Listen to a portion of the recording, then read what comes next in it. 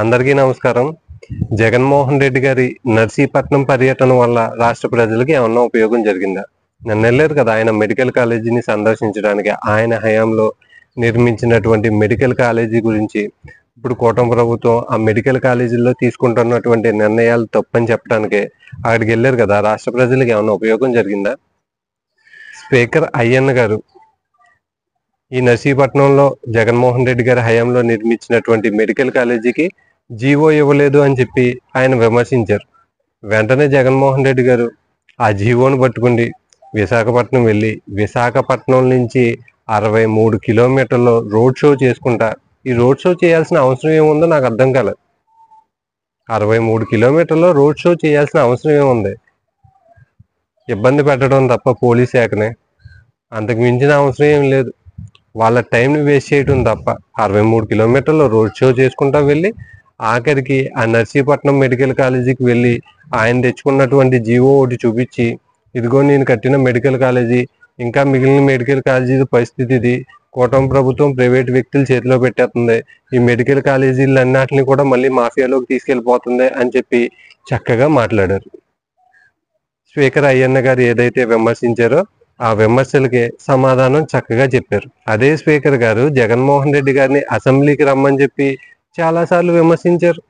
జగన్మోహన్ రెడ్డి గారు అప్పుడెందుకు అసెంబ్లీకి వెళ్ళలేదు? వీళ్ళ హయాంలో చక్కగా నిర్మించినటువంటి మెడికల్ కాలేజీలు ఉన్నాయి. ప్రజలు కూడా ఆగి మరీ చూసి ఆహా ఓహో అనుకుంటున్నారు ఆ మెడికల్ కాలేజీల్ని. ఈయన దగ్గర జీవోలు కూడా ఉన్నాయి. ఆ జీవోలు అసెంబ్లీకి పట్టుకెళ్ళి కూటమి ప్రభుత్వాన్ని కడిగేయచ్చు కదా. స్పీకర్ అయ్యన్న గారు విమర్శించినప్పుడు ఆ మెడికల్ కాలేజీ దాకా వెళ్లాల్సిన అవసరం లేదు. అసెంబ్లీకి వెళ్ళి అక్కడ కూటమి ప్రభుత్వాన్ని కడిగేయచ్చు. 63 కిలోమీటర్ల రోడ్ షో చేయాల్సిన అవసరం లేదు. ఇప్పుడు ఉన్నటువంటి పరిస్థితులు ఏ విధంగా ఉన్నాయి? జనం ఎవరన్నా పబ్లిక్ ఎవరన్నా బయటకు వస్తూ ఉంటే కనుక బ్యాడ్ సిచ్యువేషన్లు ఉన్నాయి. తొక్కిసలాట్లు అవి ఇవి జరుగుతున్నాయి. పక్క స్టేట్లో చూశారు, మన స్టేట్లో చూశారు. ఇటువంటి ప్రమాదకర పరిస్థితులు ఉంటున్నారా బాబు, సో మేము రోడ్ షోలకి వాటికి పర్మిషన్ ఇవ్వము అని చెప్పి పోలీస్ శాఖ చెప్పినప్పటికీ దాన్ని లెక్క చేయకోకుండా 63 కిలోమీటర్లు రోడ్ షో చేసుకుంటా వెళ్ళాడు. ఆ టైంలో ఏ ఒక్కరన్నా గాయపడినా లేకపోతే ఏ ఒక్కరికన్నా ఏదన్నా తప్పు ఏదన్నా జరిగిందనుకో, శుభ్రంగా కారు వేసుకుని ఇంటికి వెళ్ళిపోతాడు జగన్మోహన్ రెడ్డి. అంతే, అక్కడ జరిగేది అదే. పోలీసులు పర్మిషన్ ఇవ్వనప్పుడు జగన్మోహన్ రెడ్డి ఎందుకు రోడ్ షో చేసుకుంటా వెళ్ళాడు? చట్టాన్ని ఉల్లంఘించినట్టే కదా, చట్టాన్ని గౌరవించినట్ట.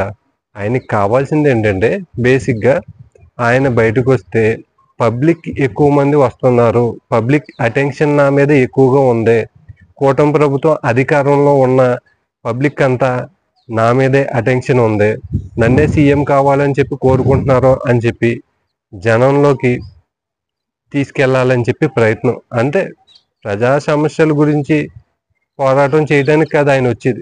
ప్రజా సమస్యల గురించి పోరాటం చేయాలంటే అసెంబ్లీకే వెళ్తాడు. అసెంబ్లీకి వెళ్ళి ధైర్యంగా ప్రభుత్వాన్ని క్వశ్చన్ చేసే ధైర్యం లేదు. కానీ ఈ మాదిరి రోడ్డు మీదకి వచ్చి ఇదిగో నేను మెడికల్ కాలేజీలు కట్టేశాను, జనం అందరూ ఆహా ఓహో అనుకుంటున్నారు అని చెప్పి బయట మాట్లాడే ధైర్యం మాత్రమే ఉంది.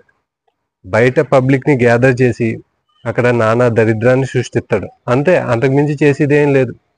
నిజంగా జగన్మోహన్ రెడ్డి గారు మెడికల్ కాలేజీల విషయంలో చిత్తశుద్ధిగా పనిచేశాడా లేదా అంటే ఒకసారి గతంలోకి వెళ్తే కనుక 17 మెడికల్ కాలేజీలు వచ్చినాయి. ఈ 17 మెడికల్ కాలేజీలకి ఎంత నిధులు కేటాయించారు జగన్మోహన్ రెడ్డి గారి హయాంలో? నా హయాంలో కరోనా ఉంది, కరోనాలో కూడా నేను 5 కాలేజీలు కంప్లీట్ చేసేసాను, మిగిలిన కాలేజీలు ఈ కూటమి ప్రభుత్వం ప్రైవేట్ వ్యక్తుల చేతిలో పెట్టేస్తుంది, నేనుండుంటే కనుక ఖచ్చితంగా కంప్లీట్ చేసేద్దును అని చెప్పి మాట్లాడుతున్నాడు. ఈ 17 మెడికల్ కాలేజీకి అప్పుడు ఉన్నటువంటి వైసీపీ ప్రభుత్వం 8,000 కోట్లు ఖర్చు అవుతుందని చెప్పి అంచనా వేసుకుంది. ఇందులో సగమన్న 4,000 కోట్లన్నా పక్కన పెట్టిందా అంటే దీనికోసం నిధులు లేదు. ఈ 17 మెడికల్ కాలేజీలకి వాళ్ళు ఖర్చు పెట్టింది 1,400 కోట్లు అంట. సగం అమౌంట్ కూడా నిధులు పక్కన పెట్టుకోకుండా మిగిలిన వాటిలన్నింటినీ ఏ విధంగా కంప్లీట్ చేసేస్తారు? ఋషికొండలో ప్యాలెస్ మాత్రం ఎంత అందంగా చక్కగా తీర్చిదిద్దుకున్నాడో చూసారా? జగన్మోహన్ రెడ్డి గారు మెడికల్ కాలేజీని చూసి జనమందరూ ఆహా ఓహో అంటున్నారు కదా. ఆహా ఓహో అనేది మెడికల్ కాలేజీని చూసి కాదు, మన జగన్మోహన్ రెడ్డి గారు ఋషికొండను దొలిచేసి 450 కోట్లు ఖర్చు పెట్టి యుద్ధ ప్రాతిపాదికన ఆ ఋషికొండ ప్యాలెస్ని నిర్మించేశాడు. ఆ ప్యాలెస్ని చూసి జనమందరం ఆహా ఓహో అనుకుంటున్నారు. ఒక కొండను దొలిచేసి ఈజీగా ఒక ప్యాలెస్ని నిర్మించేశాడు. కానీ 5 ఏళ్ల కాలంలో మెడికల్ కాలేజీలను మాత్రం ఆయన పూర్తిగా దృష్టి పెట్టి నిర్మించే ప్రయత్నం అయితే చేయలేదు.